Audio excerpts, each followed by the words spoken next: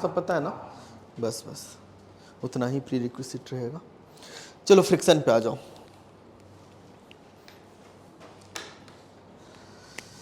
Friction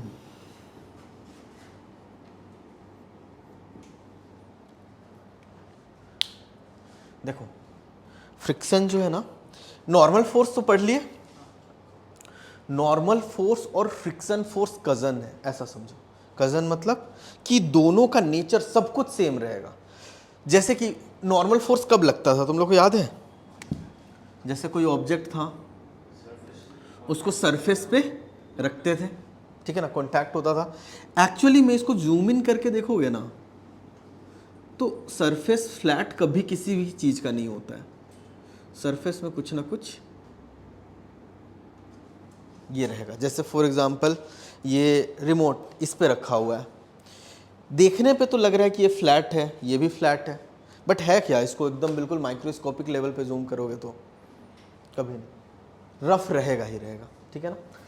अब क्या होता है कि जैसे फ्रिक्शन और नॉर्मल की बात करते हैं, तो नॉर्मल नाम का कोई इंडिविजुअल फोर्स ऐसा नहीं लगता है, एक रैंडम फोर्स लगेगा। इनके बीच में ऐसे बॉन्डिंग बॉन्डिंग होगी कुछ ना कुछ। फ्रिक्शन फोर्स और नॉर्मल फोर्स किस टाइप का फोर्स में कैटेगराइज किया था तुम लोग के लिए? इलेक्ट्रोमैग्नेटिक। फ्रिक्शन फोर्स भी इलेक्ट्रोमैग्नेटिक, क्योंकि सेम ही फोर्स के दो कंपोनेंट्स ऐसा समझो, ठीक है। और कैसे दोनों को अगर रख दिए कुछ ना कुछ बॉन्डिंग वॉन्डिंग हो जाएगा। क्या होता है, बहुत कॉम्प्लिकेटेड इसके अंदर का प्रोसेस है, बस इतना समझो कि कुछ बॉन्डिंग हो जाता है इलेक्ट्रोमैग्नेटिक लेवल पे। और एक ही सिंपल सा फोर्स लगता है ऐसे, रिएक्शन फोर्स आर, ठीक है ना, this is the parent force, ठीक। अब इस रिएक्शन फोर्स का जो vertical component perpendicular to surface वाला कंपोनेंट होता है ना, उसको नॉर्मल फोर्स बोल देते हैं। और इसी रिएक्शन फोर्स का जो अलोंग द सरफेस वाला कंपोनेंट होता है, उसको फ्रिक्शन फोर्स बोल देते हैं, ठीक है। तो फ्रिक्शन और नॉर्मल का नेचर सेम रहेगा, ठीक।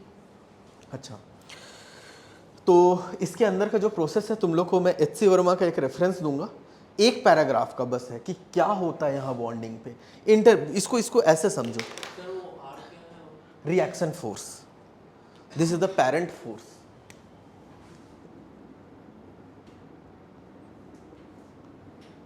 ठीक है। रिएक्शन फोर्स का ही परपेंडिकुलर टू सरफेस वाला कंपोनेंट को नॉर्मल बोल देते हैं, और अलोंग द सरफेस वाले को फ्रिक्शन बोल देते हैं, ठीक है ना। इसको ऐसे समझना है तुम्हें कि बॉन्डिंग जो हो रहा है ना, वो इंटरमोलिकुलर लेवल पे कुछ हो रहा है कि हाँ, ऊपर वाले ऑब्जेक्ट का ये मॉलिक्यूल था, नीचे वाला, दोनों के बीच में ऐसा कुछ हो गया, ठीक है। और मल्टीपल जगह कॉन्टैक्ट, तो मल्टीपल जगह ऐसे बॉन्डिंग हो रखी है।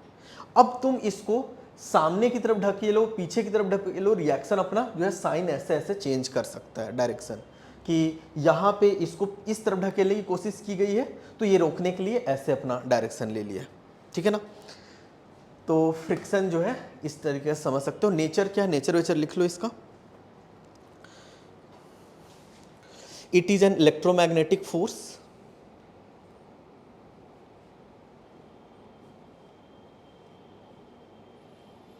ठीक। It is contact force, second statement, it is a contact force,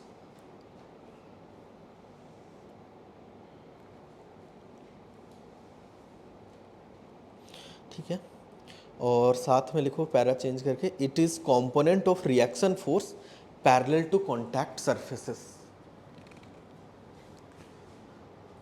it is component of reaction force parallel to contact surfaces, ठीक है।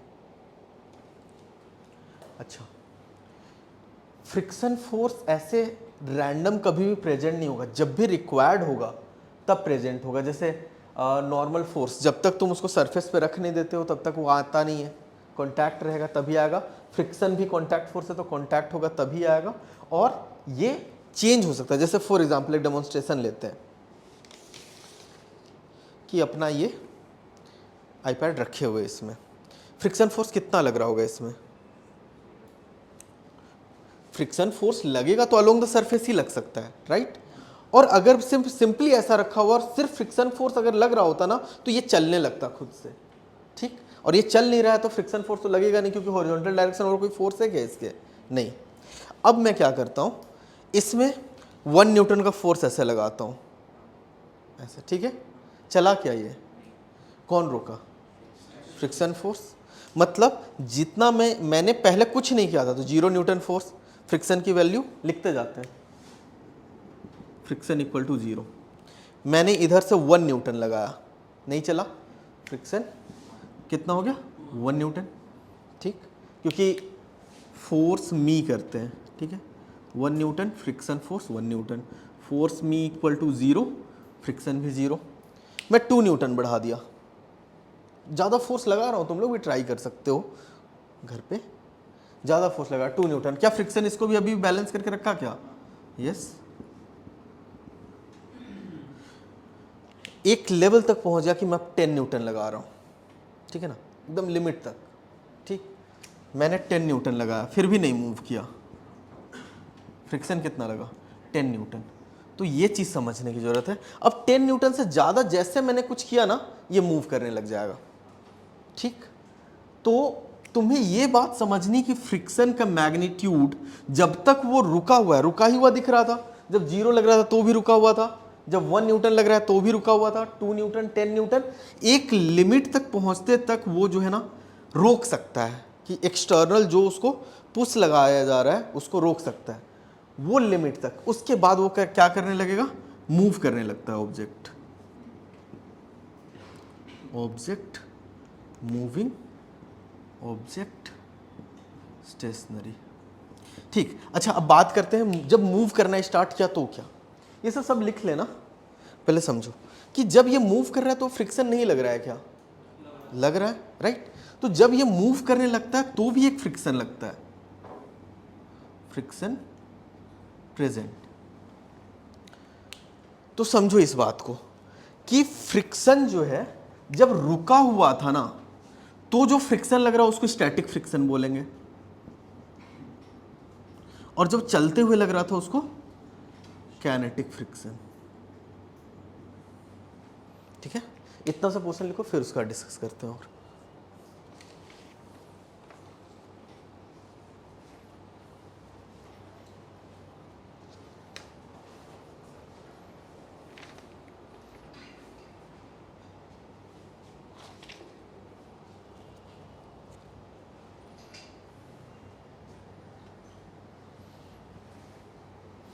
तो फ्रिक्शन के 2 टाइप डाल देते हैं, स्टैटिक और काइनेटिक।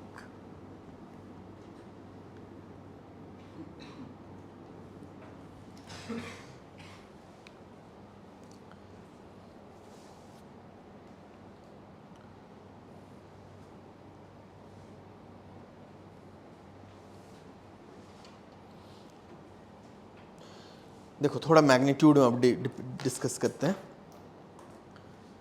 कि स्टैटिक फ्रिक्शन तो तुमने देख लिया कि सर 0 से लेकर के एक वैल्यू तक इंक्रीज करता है, जहां तक उसको देखो ऐसा ही हो रहा है फ्रिक्शन के बीच में कि दोनों, एक बार तुमने उसको रख दिया ना, बॉन्ड बना लिया, ठीक है ना, तुमने 0 कुछ नहीं किया तो ये ऐसे ही रुका हुआ है, तुमने सामने की तरफ फोर्स दिया तो ऊपर का ऑब्जेक्ट तो सामने जाना चाह रहा है, बट नीचे वाला बोल रहा है कि नहीं रुक के रहो, तो 1 न्यूटन दोगे तो रोक लेगा, 2 न्यूटन दिए रोक लिया, 3 न्यूटन, 5 न्यूटन, 6 न्यूटन, 10 न्यूटन तक उसने रोक के रखा, ठीक है ना।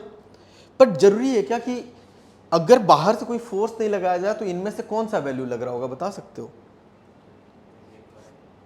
डिस्कस करेंगे, यही सब तो क्वेश्चन है जिनका आंसर मिलेगा ये डिस्कस करके, ठीक है ना। लेकिन अब हम लोग डिस्कस करेंगे 10 न्यूटन तक, तो उसने रोक लिया कि 10 न्यूटन लगा तो ये टूट जाता है, ठीक है। लेकिन अब जब ये मोशन में आ गया है तो भी फ्रिक्शन लग रहा है, तो अब मुझे बता सकते हो कि जब ये मूव कर रहा है ऐसे तो फ्रिक्शन की वैल्यू कितनी होगी, 10 से ज्यादा लग रहा होगा फ्रिक्शन, या फिर 10 से कम, या 10 के बराबर, क्यों 10 से कम क्यों,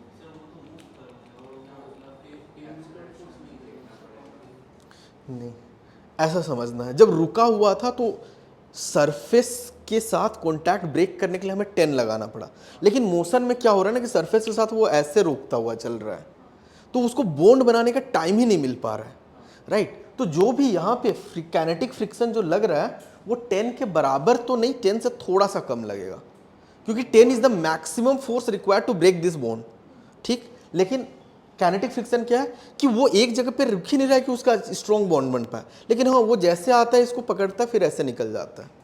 समझ में आ रहा है? तो काइनेटिक फ्रिक्शन की वैल्यू स्टैटिक फ्रिक्शन की मैक्सिमम वैल्यू से थोड़ी सी कम होगी। ठीक है ना, प्रैक्टिकल है ये चीज, प्रैक्टिकली एक्सपीरियंस है। तो अब एक काम करते एक एक करके देखते हैं। स्टैटिक फ्रिक्शन क्या है? वैसा फ्रिक्शन जब ऑब्जेक्ट रुका हुआ है सरफेस के रिस्पेक्ट में तो लगने वाले फोर्सेस। ठीक। काइनेटिक फ्रिक्शन क्या है? फ्रिक्शन जब वो मोशन में। बस अभी तक के लिए इतना समझो। अब एक एक करके डिस्कस करेंगे। कभी भी कोई भी नया फोर्स मैं तुम्हें इंट्रोड्यूस करूंगा तो तुम्हें उस फोर्स के बारे में 3 चीजें पूछनी थी। याद है क्या क्या? मैग्नीट्यूड, मैग्नीट्यूड और पॉइंट ऑफ एप्लीकेशन। बिल्कुल सही। तो एक काम करते हैं, स्टैटिक का थोड़ा सा आइडिया लग गया। स्टैटिक फ्रिक्शन क्या है? जब रुका हुआ है तो उसको मूव कराने के लिए जो हमने एफर्ट मारा। ओके।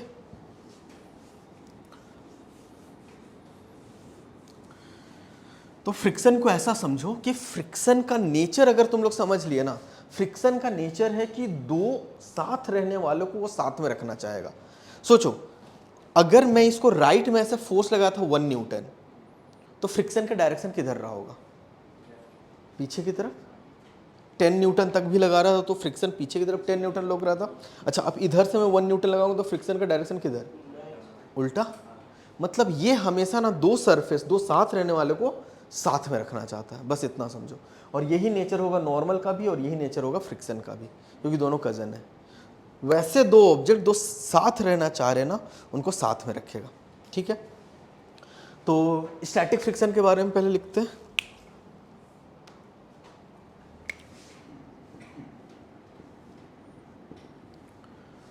स्टैटिक फ्रिक्शन के बारे में पहले स्टेटमेंट लिख लो एक,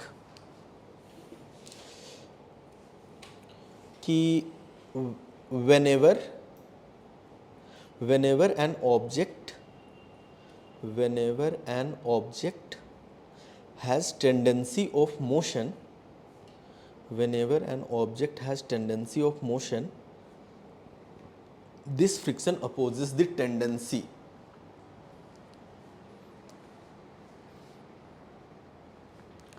This force opposes the tendency. ये मोशन को अपोज कर रहा है क्या? Static friction. स्टैटिक फ्रिक्शन तो मोशन में लगता ही नहीं है।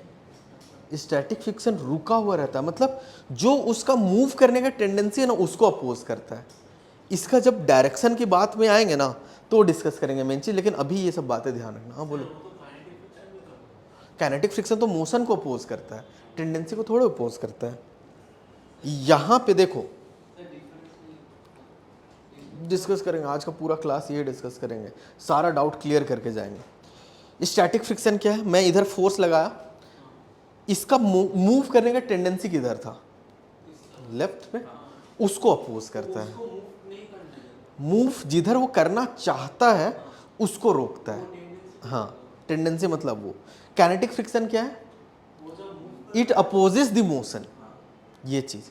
स्टैटिक फ्रिक्शन जिधर वो चाहता है उसको रोकता है, और जब वो मोशन पे आ जाता है तब जो फ्रिक्शन लग रहा है वो काइनेटिक हो गया। ठीक है। तो डायरेक्शन, इसका जो डायरेक्शन तुम लोगों को बताया वही है direction opposite to tendency of motion. ठीक है ना, जिधर वो मूव करना चाह रहा था, ये टेंडेंसी जरूरी है क्योंकि मूव मोशन में आ जाएगा फिर तो काइनेटिक लगने लगेगा ना। मैग्नीट्यूड,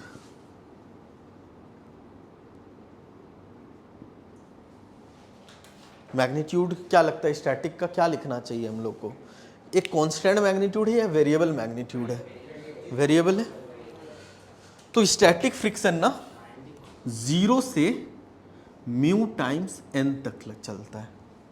ठीक है, mu times n, where n is normal force between surfaces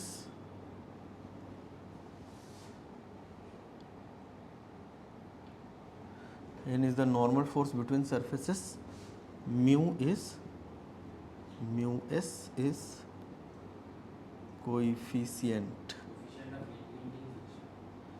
coefficient of limiting या स्टैटिक फ्रिक्शन, ठीक है ना, स्टैटिक या लिमिटिंग फ्रिक्शन। अच्छा,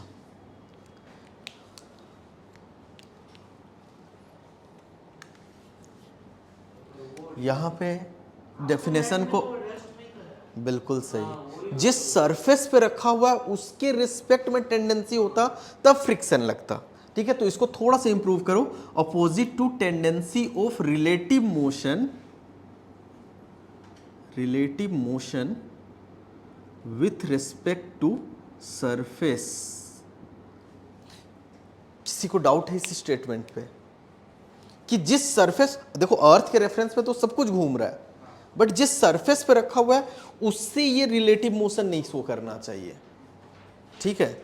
उसके रिस्पेक्ट में अगर ये कुछ मूव करना चाहेगा उसको रोकेगा स्टैटिक फ्रिक्शन, ठीक है। तो ये सबसे इंपॉर्टेंट स्टेप बोल सकते हैं, tendency of relative motion with respect to surface, ठीक है। बढ़िया।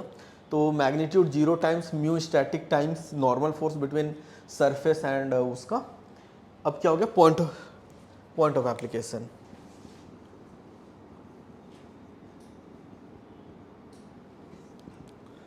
along the surface at the point of contact, along the surface at point of contact, ठीक है ना। ये हमेशा पैरेलल टू सरफेस ही लगेगा चाहे जो हो जाए।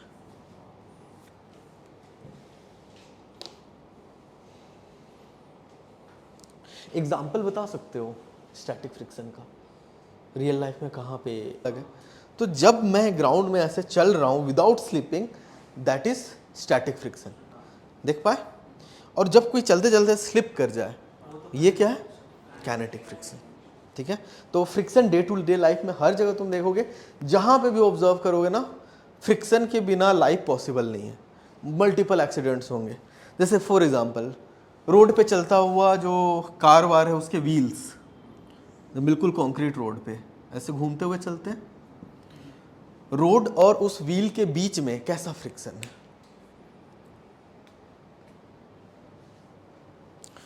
मैं लेकर के आ तो नहीं पाया वो व्हील,